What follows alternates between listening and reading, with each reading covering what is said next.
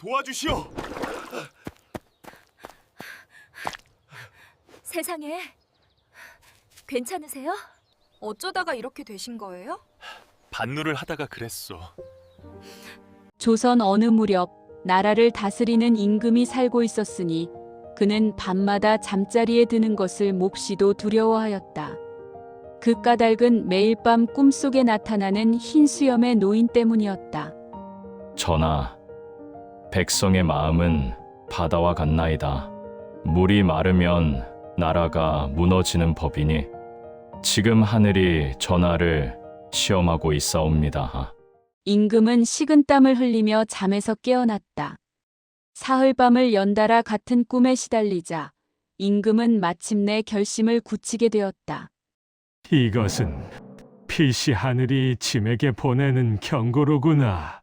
내 직접 백성들 사이를 거닐어 그들의 참된 마음을 살펴야겠다. 다음 날 아침 임금은 조회에서 신하들에게 명하였다. 경들, 짐은 한 달간 병으로 조회를 쉬려고 하오. 그동안 나란들은 좌의정께서 맡아주시오. 신하들은 놀라 만류하였으나 임금의 뜻은 확고하였다. 그날 밤 임금은 허름한 선비 복장으로 갈아입고 아무도 모르게 대궐을 빠져나갔으니 오직 좌의정박 대감만이 그 사실을 알고 있었다. 전하, 부디 조심하시옵소서. 하늘의 뜻이라 아시나 신은 걱정이 앞서옵니다. 임금은 고개를 끄덕이며 어둠 속으로 홀연히 사라졌다. 한편 경기도 깊은 산골에 이름난 대감댁에서는 아버지와 아들이 심하게 다투고 있었으니 그 소리가 담장을 넘어 들렸다. 감히 아비한테 그따위로 말을 하느냐? 대감의 호통 소리가 마당 밖까지 울려 퍼졌다. 하인들은 숨을 죽이며 안채를 힐끔거릴 뿐이었다. 저는 이제 당상관입니다. 시골 양반 따위의 충고는 필요 없단 말입니다. 뭐라고? 이 버릇없는 놈! 찰싹하고 뺨을 때리는 소리가 들렸다. 잠시 정적이 흐르는가 싶더니 이내 김진사가 비웃으며 내뱉는 소리가 들려왔다. 제 말이 맞으니 할 말이 없어 뺨을 때리시는 게군요, 아버지. 대감은 분노로 온몸을 부들부들 떨었다. 이놈! 내가 감히 아비에게 그따위 폐악을 부리느냐? 당장 이 집에서 나가거라! 김진사는 어깨를 으쓱하며 대꾸하였다. 좋습니다. 어차피 이 낡은 집에 있을 생각도 없었습니다. 대감은 치밀어 오르는 화를 참지 못하고 김진사를 향해 소리쳤다. 오늘부로 너는 내 아들이 아니다. 다시는 이 집 문턱을 넘지 마라. 김진사는 코웃음을 치며 집을 나섰다. 늙은이가 세상 물정을 모르시는구나. 어딜 가도 뛰어날 나란 사람을 몰라보고. 김진사가 떠난 그날 밤 하늘에는 먹구름이 끼기 시작하였다. 마을 사람들은 하늘을 올려다보며 수군대었다. 김진사가 아버지를 거역하고 나갔다더니 하늘도 노안 모양이야. 사흘 후 한양으로 가는 큰 길을 걷던 김진사는 화려한 도포를 입고 의기양양한 모습이었다. 한참을 걷다 보니 작은 마을이 나타났다. 마을 입구에는 허름한 오두막이 하나 있었고 그 앞에서 한 여인이 무언가 분주히 움직이고 있었다. 호기심이 동한 김진사가 오두막 가까이 다가가자 지독한 냄새가 코를 찔렀다. 아이고, 이게 무슨 냄새냐? 김진사는 얼굴을 찌푸리며 코를 틀어막았다. 여인은 거름을 만들기 위해 뒷간에 분뇨를 퍼내어 항아리에 담고 있는 중이었다.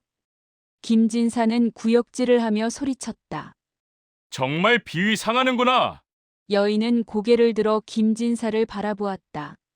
얼굴은 삶에 지쳐 보였지만 눈빛만은 맑았다. 여인은 조심스레 말했다. 죄송합니다, 나으리. 길을 지나가시는데 냄새가 심했나 봅니다. 김진사는 손수건으로 코를 막으며 비웃었다. 당연하지.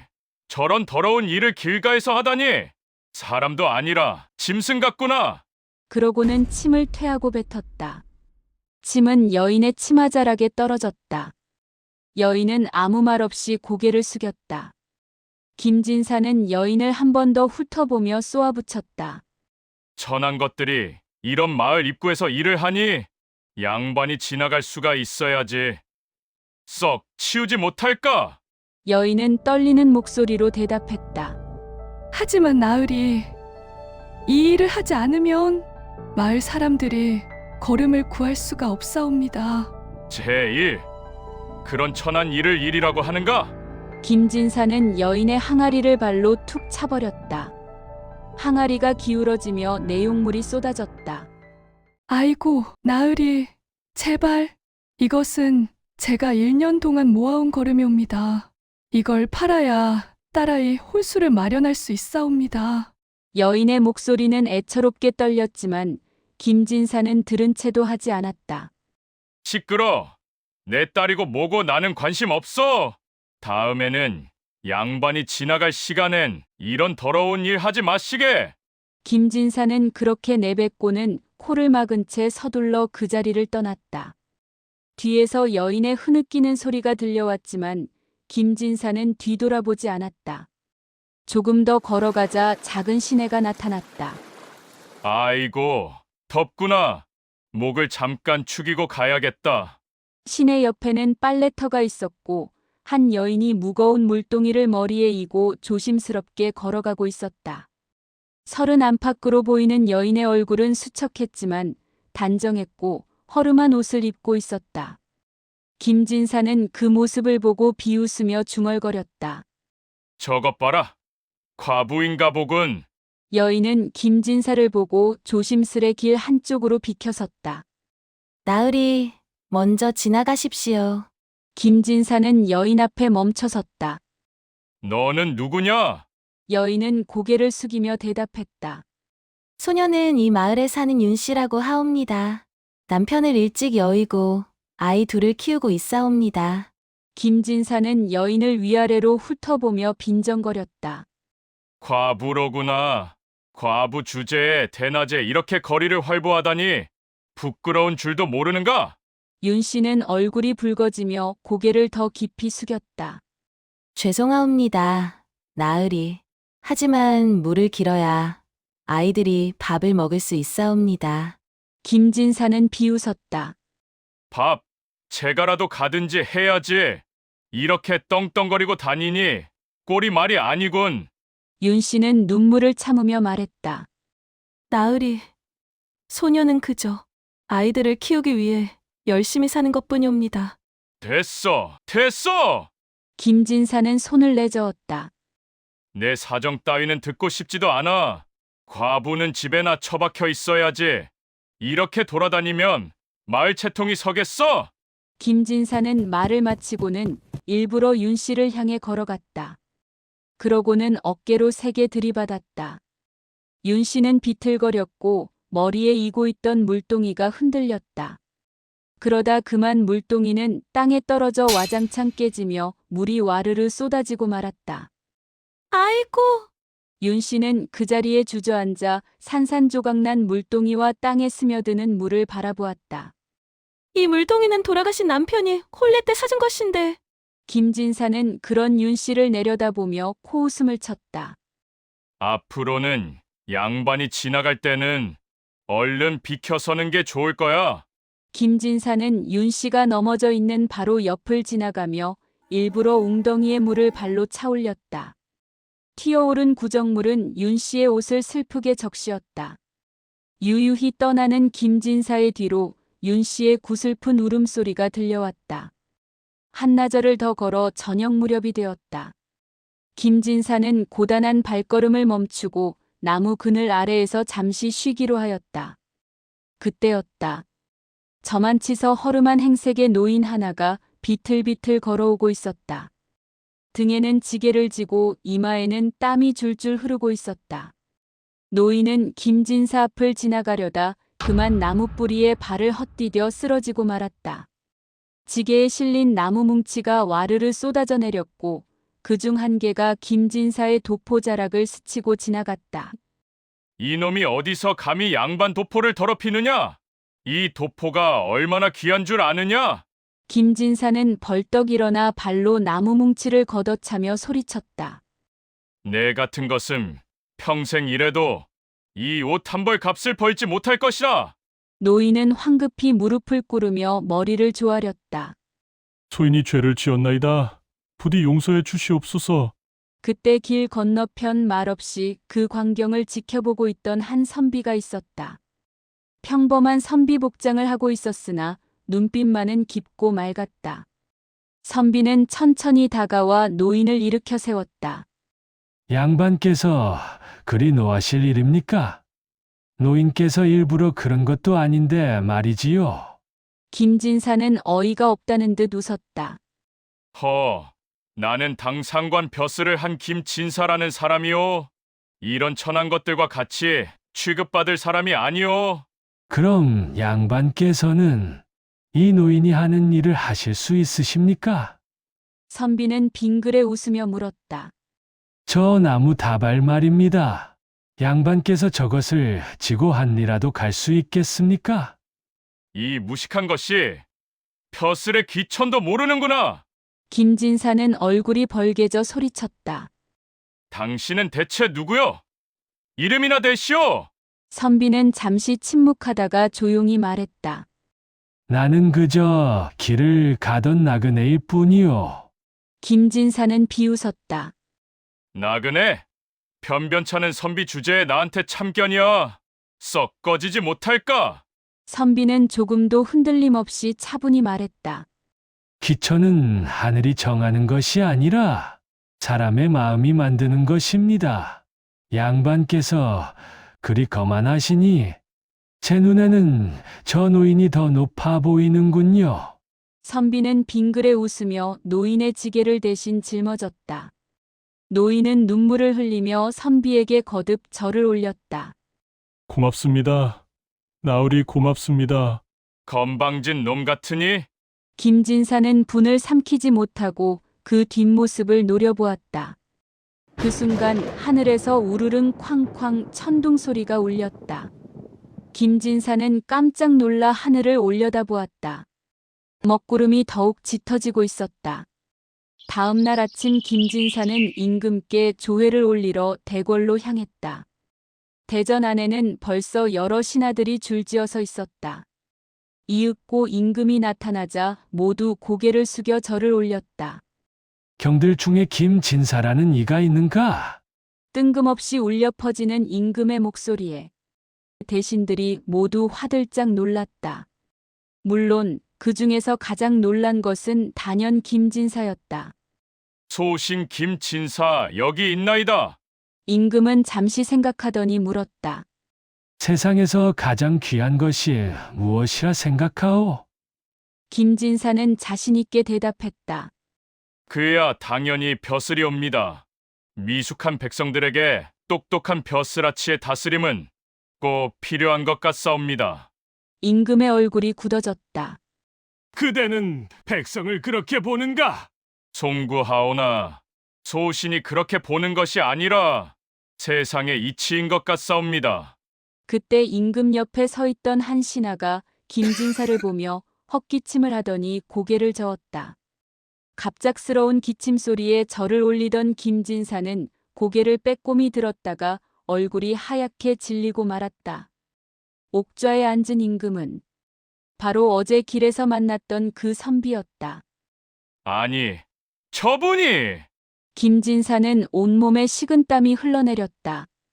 그대는 어제 길에서 한 노인을 만나지 않았소? 임금이 물었다.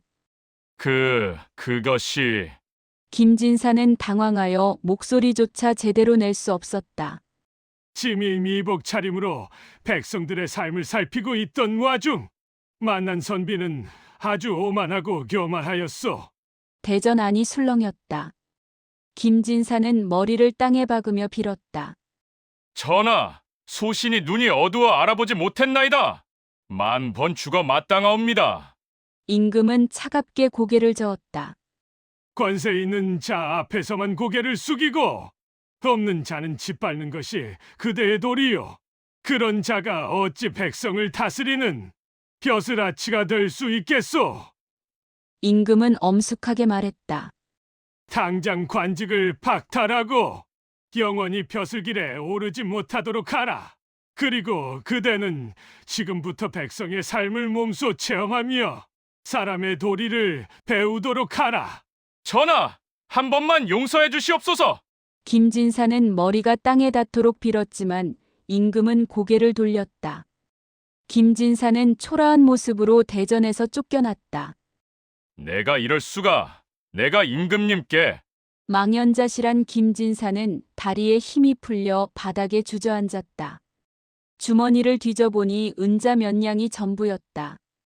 아버지께 용서를 빌어야 하나? 아니야.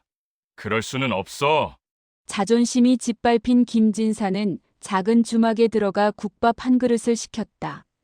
주막 주인이 상을 내오며 물었다. 손님, 양반이신 것 같은데 어디서 오셨어요? 나는 당상관을 지낸 사람이오. 주인은 눈을 가늘게 뜨며 말했다. 당상관을 지냈다고요? 그럼 지금은 뭔데요? 거지나 다름없어 보이는데. 주변 사람들이 킥킥거리며 웃었다. 김진사는 얼굴이 붉어졌다. 무례한 것들. 나는 됐어요. 밥값이나 내세요. 주인이 손을 내밀었다. 김진사는 떨리는 손으로 은자를 꺼냈다. 주인은 은자를 받아들고 거스름 돈도 주지 않은 채 돌아섰다. 잠깐 거스름돈.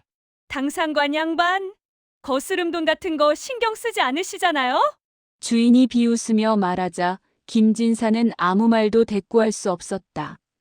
다음 날 김진사는 사람들이 많은 장터를 찾았다. 허기가 져서 지친 김진사는 장터 한 구석에 쭈그려 앉아 지나가는 사람들에게 손을 내밀었다. 물 한 모금만 주시오. 사람들은 그를 외면했다. 그때 주막 주인이 지나가다 김진사를 보고 멈춰섰다. 아니, 당상관 양반. 김진사는 고개를 들었다. 김진사에게 거스름 돈을 주지 않았던 바로 그 주막 주인이었다. 하늘을 보고 계셨군요. 양반도 이렇게 되는 날이 오네요. 주막 주인은 깔깔 웃으며 돌아서서 떠났다. 김진사는 그 자리에 주저앉아 울음을 터뜨렸다. 그러자 옆을 지나가던 한 여인이 김진사의 울음소리에 멈춰섰다. 저기, 괜찮으세요? 안쓰러운 표정을 지으며 여인이 가까이 다가왔다. 그런데 여인은 깜짝 놀라 뒤로 물러섰다. 아니, 당신은 그때 제 물동이를 넘었더니 그 양반. 김진사는 고개를 들었다. 여인은 바로 윤 씨였다. 손에는 여전히 김진사가 남긴 상처 자국이 남아 있었고 들고 있는 물동이는 깨진 것을 여며놓은 것이었다. 제 남편이 사준 물동이를 깨뜨리고 제 손에 다치게 하고 그렇게 비웃으며 가신 양반이. 김진사는 고개를 들어 윤 씨를 바라보았다. 그땐 정말 미안했소만. 물 한 동이만 제발. 김진사가 떨리는 목소리로 말했다. 윤 씨는 잠시 망설이다가 물동이를 들어 올렸다. 하지만 윤 씨는 물동이를 기울이지 않았다. 이 물은 제 아이들이 마실 물입니다. 당신이 제 물동이를 깨뜨린 후 저는 새 물동이를 살 돈이 없어 깨진 것을 기름종이로 붙여 쓰고 있습니다. 윤 씨는 말을 이었다. 당신이 제게 한 일을 그대로 돌려받는 것이겠지요. 그리고는 돌아서서 떠났다. 해가 저물었다. 김진사는 더 이상 갈 곳이 없었다. 벼슬도 잃고 자존감도 바닥난 채로 유랑을 하던 김진사는 결국 가진 돈을 모두 쓰고야 말았다. 내가 뭘 잘못했단 말이냐? 양반이 상놈을 대하는 게 당연한 거 아닌가? 술에 취한 채 어둠 속을 저벅저벅 걷던 김진사는 술김에 큰 길을 벗어나 험한 산길로 들어서고 말았다. 한참을 걷다 보니 사방이 깜깜했다. 여기가 어디지? 그때였다. 숲속에서 3명의 산적이 나타났다. 오냐? 저기 살진 놈 하나 오는구나. 김진사는 화들짝 놀라 달아나려 했지만 산적들은 금세 그를 에워쌌다. 이봐, 돈 다 내놔. 안 그러면 목숨을 부지하지 못할 줄 알아? 김진사는 부들부들 떨며 소리쳤다. 나는 당상관이었던 사람이다. 감히 양반에게 손을 대면 너희들은 끝이야. 산적 두목이 비웃었다. 산적 하나가 김진사의 주머니를 뒤져 은자를 꺼냈다. 에게 이게 전부야? 고작 이것밖에 없어? 그건 내 전 재산이다. 돌려줘. 산적 두목이 칼을 빼들었다. 시끄러! 벼슬을 했다는 놈이 돈이 이것밖에 없다니 목숨이라도 거둬야겠구나. 칼이 김진사의 목을 향해 날아왔다. 살려줘.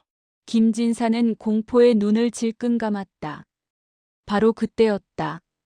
잠깐! 낮은 목소리가 숲속에서 들렸다. 산적들이 뒤를 돌아보았다. 어둠 속에서 한 노인이 나타났다. 허리가 굽은 노인이었고 손에는 지팡이를 짚고 있었다. 산적 두목이 웃으며 말했다. 뭐야, 늙은이가 죽고 싶어서 나타났나? 노인은 천천히 다가오며 말했다. 그 사람을 살려주시게 대신 이것을 드리겠네. 노인은 품에서 무언가를 꺼냈다. 달빛에 비친 것은 은자 2냥이었다. 산적들은 눈이 휘둥그레졌다. 허, 늙은이가 은자를 가지고 있네. 산적 두목은 은자를 낚아채며 말했다. 좋아, 오늘은 그냥 가주마 얘들아 가자.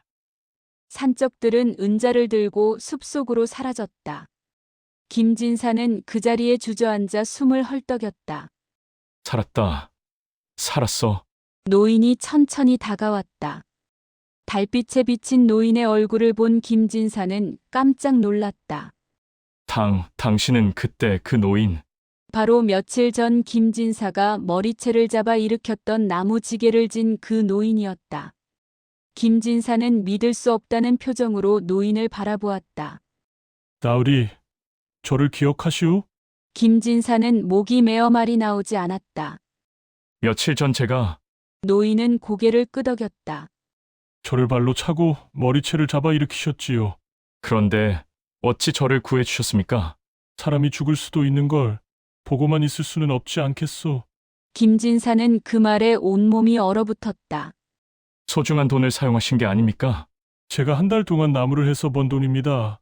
손주 약값으로 모아둔 것이었지요. 김진사는 그 말을 듣는 순간 무너져 내렸다. 본인이 잘라버리겠다고 위협했던 그 손으로 한 달 동안 나무를 해서 모은 돈을, 손주 약값으로 모은 돈을 내놓아 자신을 구해준 것이다. 하하. 김진사는 말을 잇지 못하고 노인 앞에 무릎을 꿇었다. 죄송합니다. 정말 죄송합니다. 제가 얼마나 잘못 살았는지.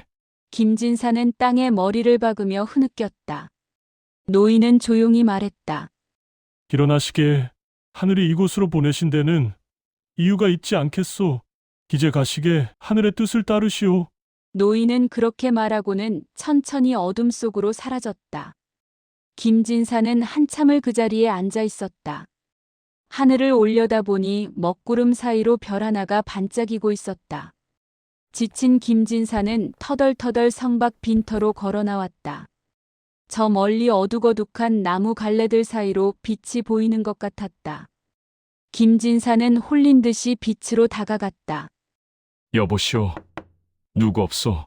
조그만 목소리로 문을 두드리자 어둠 속에서 한 여인이 나타났다. 여인은 김진사를 보고 멈춰섰다. 익숙한 얼굴이로군요. 여인은 바로 박씨였다. 분뇨를 치우는 일을 하던 그 여인이었다. 김진사는 고개를 들 수조차 없었다. 죄송합니다. 정말 죄송합니다. 박씨는 한참을 김진사를 바라보았다. 그러고는 조용히 말했다. 하늘은 미워하는 것을 기뻐하지 않으십니다. 이리로 오신 것은 하늘의 이유가 있어서겠지요. 오늘 밤은 제 오두막에서 쉬어 가십시오. 오두막은 정말 허름했지만 깨끗하게 정돈되어 있었다. 박씨는 보리밥에 된장국 한 그릇을 내왔다. 급하게 수저를 떠서 보리밥을 밀어 넣은 김진사는 고개를 떨구고야 말았다. 생전 먹어보지 못한 그런 음식이지만은 태어나서 이렇게 맛있는 음식을 먹어본 적이 없구려. 개눈 감추듯 음식을 비워낸 김진사는 박 씨가 마련해준 이부자리에 누워서도 잠을 이루지 못했다. 하늘은 늘 보고 계시는구나. 멍청한 내 자신이 때닿기만을 기다리고 계신 게로구나. 창밖 하늘에서는 먹구름이 천천히 걷히고 있었다. 별 하나가 크게 반짝였다. 이튿날 아침 이르게 몸을 일으킨 김진사는 여인에게 허리 숙여 절을 올렸다. 내 목숨을 구해주신 은혜 평생 잊지 않겠소. 박 씨는 빙그레 웃었다. 그저 앞으로 사람을 함부로 대하지 마시고 겸손하게 사시면 그것으로 족하답니다. 김진사는 오두막을 나와 다시 길을 걸었다. 이제 목적지가 명확해진 것 같았다. 그곳은 바로 아버지가 계신 본가였다. 아버지께 용서를 빌어야겠다. 첫 단추부터 다시 꿰어야겠구나. 무거운 걸음으로 도착한 집 마당에서는 마치 기다렸다는 듯 아버지가 서 있었다. 김진사는 무릎을 꿇고 머리를 조아렸다. 아버지, 불효자가 돌아왔습니다. 멍청하고 오만한 저를 용서해 주십시오. 대감은 한참을 말없이 아들을 내려다보았다. 너에게 배움이 있는 시간이었나 보구나. 김진사는 아버지에게 그간의 일을 모두 고했다. 임금님을 알아보지 못하고 무례를 범한 일, 박 씨라는 여인, 윤 씨라는 여인, 그리고 나무지게 노인의 이야기까지. 대감은 고개를 끄덕이며 말했다. 하늘이 너를 벌하시며 너에게 길을 보여주신 게로구나. 그 이후 집으로 돌아온 김진사는 마치 새로 태어난 이처럼 달라지기 시작했다. 이른 새벽부터 몸을 일으켜 하루를 시작했고 갓을 벗은 채 밭으로 나갔다. 처음 호미를 잡아보는 손은 서툴렀고 해를 등지고 일하는 등짝이 익어 들어갔다. 하지만 김진사는 불평하지 않았다. 이것 또한 배움이고 내가 가야 할 길목일 것이다. 그렇게 달라진 김진사의 바지런한 석 달이 지났다. 어느 날 김진사는 밭에서 일을 하다가 그만 낫에 손을 베이고 말았다. 주르륵 피가 멈추지 않고 흘러내리자 김진사는 허둥지둥 마을 우물로 달려갔다. 우물가에는 한 여인이 물을 길어 올리고 있었다. 여인이 김진사를 보더니 깜짝 놀라 물었다. 아이고, 손에서 피가 나는데요. 잠깐만 기다리세요. 여인은 급히 집으로 달려가더니 천과 약초를 가져왔다. 이리 주세요. 제가 감아드리겠습니다. 김진사는 여인을 보다가 깜짝 놀랐다. 오만하던 시절 은혜를 입은 윤 씨였던 것이다. 그동안 잘 지내셨소? 잠시 긴장이 흘렀다. 윤 씨는 말없이 김진사의 상처를 씻기고 약초를 바르고 천으로 감아주었다. 윤 씨는 조용히 말했다. 며칠 전 꿈을 꾸었지요. 원한을 품지 말고 용서하라. 그것이 하늘의 뜻이니라 하시더군요. 무슨 뜻인가 궁금했는데 바로 나리를 말하는 거였나 봅니다. 김진사는 감사의 인사를 하려다 문득 물었다. 은인께서는 어떻게 이렇게 상처를 잘 다루시오? 윤 씨는 살풋 웃으며 대답했다. 제가 남편을 일찍 여의고 혼자 아이 둘을 키우고 있어요. 여인으로 밭일을 하다 보면 다치는 일이 잦아서 자연스레 배우게 됩니다. 김진사는 고개를 끄덕였다. 혼자 아이 둘을 키우시다니 참 대단하시오. 낮에는 밭일을 하고 밤에는 배를 짜서 장에 내다 팝니다. 남의 집 일도 거들고요. 김진사는 가슴이 먹먹해졌다. 그날 이후 김진사는 윤 씨의 밭일을 돕게 되었다. 무거운 짐을 날랐고 장에 함께 나섰다. 그리고 자신이 번 돈으로 새 물동이를 사서 윤 씨에게 선물했다. 그렇게 김진사와 윤 씨는 자주 마주치게 되었다. 밭에서 일할 때도 우물에서 물을 기를 때도. 어느 날 윤 씨가 무거운 짐을 지고 가는 것을 본 김진사가 다가가 말했다. 제가 들어드리겠소. 아니에요. 괜찮습니다. 가벼운 실랑이가 지난 후 김진사는 짐을 받아 윤 씨의 집까지 날라주었다. 윤 씨의 집에 도착하자 두 아이가 뛰어나왔다. 10살쯤 된 아들과 6살쯤 된 딸이었다. 아이들은 김진사를 보고 어머니 뒤로 숨었다. 윤 씨가 말했다. 겁내지 말거라. 김진사님께서는 좋은 분이시란다. 김진사는 아이들을 보며 빙그레 웃었다. 기특하고 총명하게 생겼구나. 큰아들이 조심스레 인사를 올렸다. 고맙습니다.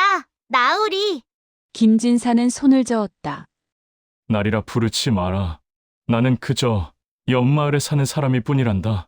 그날 밤 잠자리에 노곤히 누운 김진사는 문득 생각했다.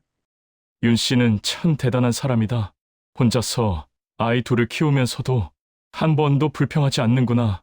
손을 다친 나를 도와주고 항상 웃는 얼굴이고 진정한 귀인이 아닐 수 없다. 며칠 후 김진사는 윤 씨의 집 앞을 지나가다 갑작스러운 울음소리에 급히 집안을 찾았다. 큰 아들 동이가 울고 있었고 윤 씨가 아이를 달래고 있었다. 무슨 일이오? 윤 씨는 한숨을 쉬며 말했다. 이 아이가 글을 배우고 싶다고 하는데 서당에 보낼 형편이 못 되어서요. 제가 글을 몰라 가르쳐 줄 수도 없고. 김진사는 잠시 생각하다가 입을 열었다. 제가 가르쳐주면 어떻겠소? 윤 씨는 깜짝 놀라 고개를 들었다. 네? 나리께서요? 한때 글을 즐기던 사람이었다오. 글을 조금 압니다. 다음 날부터 동이는 글을 배우러 김진사의 집으로 오게 되었다. 하늘천, 땅지, 거물현, 누를황. 동이는 총기 있는 눈망울로 집중하여 글자를 따라 읽었다. 김진사는 그 모습을 보며 흐뭇하게 웃었다. 참으로 기특한 아이로구나. 과연 어머니를 닮았구나. 다음 날 김진사는 밭을 다 메고 장으로 나섰다. 이런 천한 것이 만든 비단이 새냥이라니. 한 양반의 고함치는 소리를 듣고 찾아간 곳은 윤 씨의 좌판이었다. 한 양에 주겠소. 그렇게 하시오. 윤 씨는 고개를 저었다. 나리, 안 됩니다. 이 비단은 제가 석 달 동안 밤낮으로 짜서 만든 것입니다. 새양이 아니면 팔 수 없습니다. 양반은 얼굴이 붉어지며 소리쳤다. 이 계집이 감히 과부 주제의 양반한테 말대꾸를 하느냐? 그러고는 손을 들어 윤 씨의 뺨을 후려치려 했다. 잠깐! 그 손을 멈추시오! 김진사가 양반의 앞으로 나섰다. 누구시오? 이 여인이 무슨 잘못을 했다고 손찌검을 하려 하시오?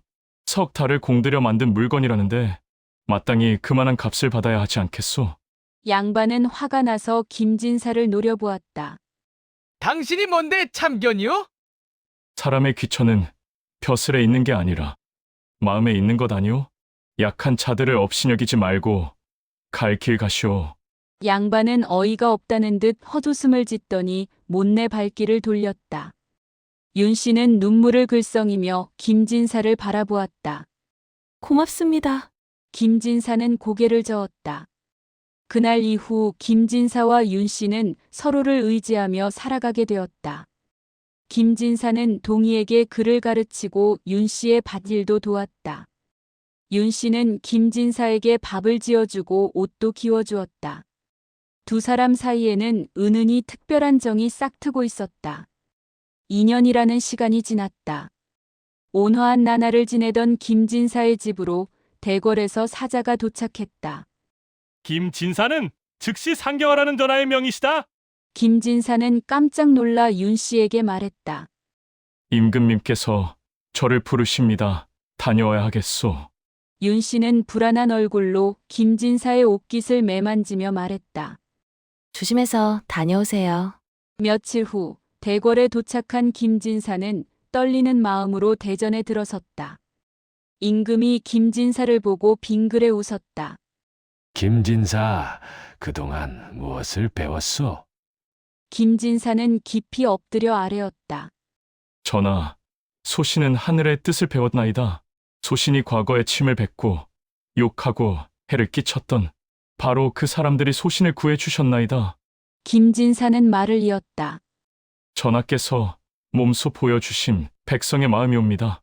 가장 천한 일을 하면서도 자신의 모든 것을 내어주며 타인의 목숨을 구하고 벼슬도 없고 학문도 없지만 사람의 도리를 아는 백성들, 그분들께 배울 점은 하늘 끝까지 있었나이다. 임금은 김진사의 말을 모두 듣고 이야기하였다. 그대는 깨달았소. 짐이 그대를 시험한 것이 아니라 하늘이 그대를 시험한 것이오. 그대에게 한 가지 임무를 주겠소. 고향으로 돌아가 백성들을 가르치고 돌보는 일을 하시오. 그대가 배우고 깨달은 것을 널리 알리시오. 김진사는 감격하여 절을 올렸다.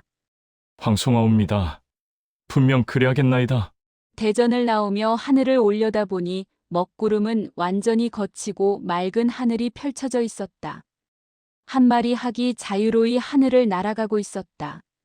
고향으로 돌아온 김진사는 먼저 나무지게 노인을 찾아갔다. 마을 어귀에서 노인이 여전히 지게를 지고 나무를 나르고 있었다. 어르신, 김진사는 달려가 노인 앞에 섰다. 그리고 품에서 은자 보따리를 꺼냈다. 은인께서 손주 약값으로 모으신 두 냥과 제가 은인의 손을 자르겠다고 위협했던 그 죄값입니다. 부디 받아 주십시오. 아, 갚으실 거라 생각 못 했는데. 은혜를 어찌 잊을 수 있겠습니까? 제 목숨을 구해주신 은인, 정말 감사하오. 그 다음 김진사는 윤 씨를 찾아갔다. 오두막 앞에서 한참 일을 하던 윤 씨는 고개를 들더니 깜짝 놀랐다. 김진사는 윤 씨의 앞에 서서 품에서 은자 두 냥을 꺼냈다. 제가 발로 차서 쏟은 걸음값이라오. 받아 주십시오. 윤 씨는 손을 저었다. 아닙니다, 나으리. 저는 그냥 은인께서 받지 않으시면 저는 평생 빚진 마음으로 살아야 합니다. 부디 받아 주십시오. 이어서 김진사는 마을에 큰 서당을 열었다. 양반 자제들뿐 아니라 상민의 자식들, 심지어 천민의 자식들까지 모두 받아들였다. 그리고 한 푼의 삭도 받지 않았다. 그중 가장 열심히 학문에 임하던 윤 씨의 아들 동희는 열심히 공부하여 나중에 소과에 급제하게 되었다. 시간이 흘러 윤 씨와 김진사는 혼례를 올리게 되었다. 마을 사람들은 그들을 모두 진심으로 축하했다. 참, 잘 어울리는 부부로구나. 김진사는 윤 씨의 두 아이를 친자식처럼 키웠다. 윤 씨는 김진사를 평생 존경하며 살았다. 세월이 흐른 햇살 좋은 어느 날, 임금이 김진사의 마을을 찾았다. 김진사는 깜짝 놀라 마을 어귀까지 맞이를 나갔다. 넙죽 인사를 올리는 김진사에게 임금이 말했다. 김진사, 그대의 소문을 들었소. 백성을 위해 서당을 열고 가난한 이들을 돌본다고 하더이다. 참으로 기특하오. 김진사는 엎드려 아뢰었다. 전하, 모두 전하의 가르침 덕분이옵니다. 전하께서 몸소 백성의 삶을 살피시며 보여주신 그 마음에 조금이나마 닿아보려 노력할 뿐이옵니다. 임금은 흐뭇하게 웃으며 말했다. 그대야말로 진정한 선비요. 훌륭한 양반이구랴. 그날 밤 임금은 김진사와 단둘이 마당에 섰다. 하늘에는 별들이 가득했다. 임금은 조용히 말했다.